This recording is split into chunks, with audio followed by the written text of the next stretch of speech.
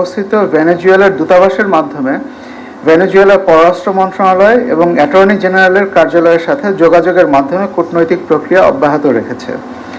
এছাড়া বাংলাদেশের সংশ্লিষ্ট সকল সরকারি মন্ত্রণালয় ও দপ্তর সহ জাহাজের স্বত্বাধিকারী এবং এর ক্যাপ্টেনের সাথে অব্যাহতভাবে যোগাযোগ রাখা, জাহাজ ও এর ক্যাপ্টেনের মুক্তির লক্ষ্যে সংশ্লিষ্টদের পরামর্শ গ্রহণ এবং এ বিষয়ে সমন্বয় চলমান রেখেছে।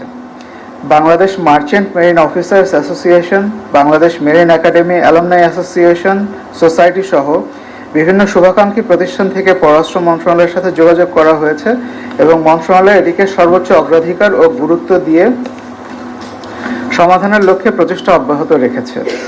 যেহেতু বিষয়টি আইনি প্রক্রিয়াধীন এবং জাহাজের ক্যাপ্টেন বর্তমানে পুলিশ হেফাজতে মামলার আওতাধীন, সেহেতু ভেনেজুয়েলার অ্যাটর্নি জেনারেলের অফিসে পাঠানোর জন্য ক্যাপ্টেনের মুক্তি ও জাহাজের বন্দর ত্যাগের উদ্দেশ্যে আইনি যুক্তি সহ চলমান মামলার ইংরেজিতে প্রস্তুতকৃত একটি আইনি সারসংক্ষেপ বা কেস ব্রিফ পররাষ্ট্র মন্ত্রণালয়ে প্রেরণের জন্য গত 5ই মার্চ 2025 তারিখে নৌ পরিবহন মন্ত্রণালয়কে অনুরোধ করা হয়েছে।